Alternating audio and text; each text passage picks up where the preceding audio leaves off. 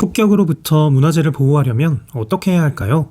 제2차 세계대전 추축국인 이탈리아는 여러모로 잘못된 선택을 했지만 문화재 보호에 있어서만큼은 탁월한 결정을 내렸습니다. 문화재를 보호하기 위해 문화재를 아예 벽돌로 감싸버린 거였죠. 사진을 보면 아름다운 미술품으로 가득했던 박물관이 마치 종유석 투성이인 동굴로 변한 것 같은 모습입니다. 그래도 애쓴 보람이 있었어요. 이탈리아는 포화 속에서도 최후의 만찬과 같은 소중한 작품들을 안전하게 지켜낼 수 있었으니까요. 그렇다면 우리나라, 대한민국의 문화는 어떨까요? 총성이 없다고 방심하고 있던 사이 그 어느 때보다 큰 피해를 겪고 있습니다.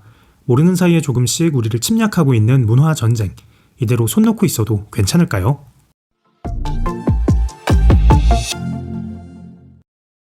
(2022년) 베이징 동계올림픽 개막식. 종합 스포츠 최대 축제인 올림픽에는 전 세계 이목이 쏠리는 만큼 개막식은 전 세계를 상대로 개최국의 문화를 뽐낼 수 있는 다시 없을 기회입니다.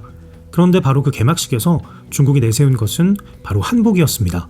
실수였겠거니 하고 넘어가고 싶은데 문제는 그게 시작에 불과했다는 겁니다. 식전 행사에서 재생된 영상물에는 유네스코 인류 무형문화유산으로 등재된 우리나라의 강강술래가 조선족의 문화로 소개되기도 했으니까요. 올림픽이 끝나고 불과 2달 정도 뒤에는 디즈니 플러스의 진숙이라는 중국 드라마가 공개됐는데요.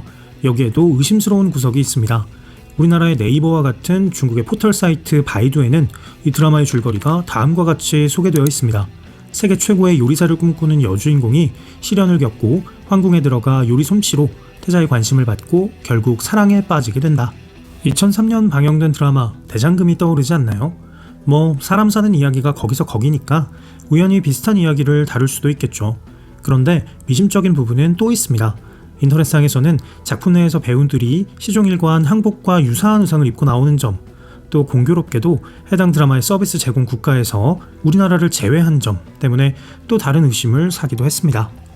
이 드라마에서만 발생한 단순한 실수 아니냐고요?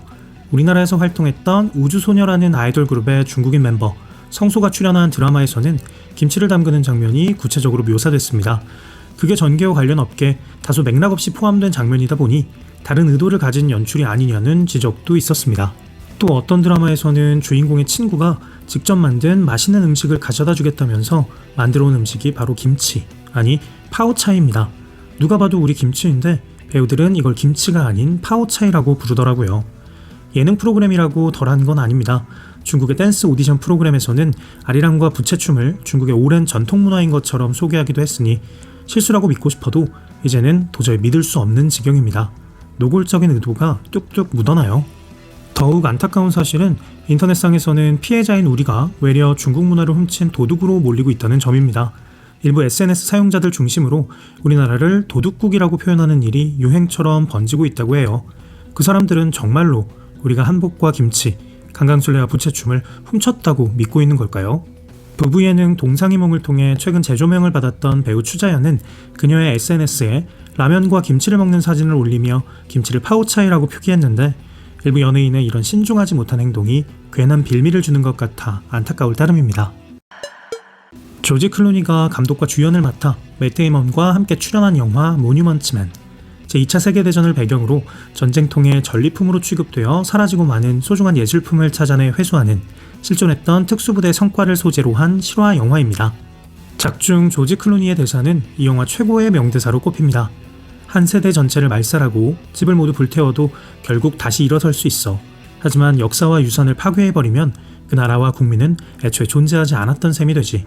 히틀러가 노리는 바로 그걸 우리는 막아야만 해. 당장 구글과 유튜브 검색창만 봐도 우리 문화가 얼마나 큰 위기에 처해 있는지 알 수 있습니다. 영어로 한복을 검색하면 연관 검색어로 한복 차이나가, 김치를 검색하면 연관 검색어로 김치 차이나가 함께 뜨고 있거든요.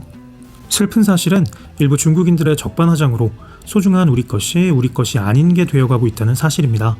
몇 년 뒤 우리는 아버지를 아버지라고 부르지 못하던 홍길동처럼 내 것을 내 것이라고 부르지 못하게 되는 걸까요? 6.25 전쟁의 참혹함을 이겨내고 한강의 기적을 썼던 자랑스러운 대한민국. 하지만 이대로 손을 놓고 있는다면 중국의 문화 공정이 기어이 성공해서 영화의 경고와 같이 우리는 우리의 역사와 유산을 빼앗기고 그 뿌리를 잃어버리게 될지도 모릅니다.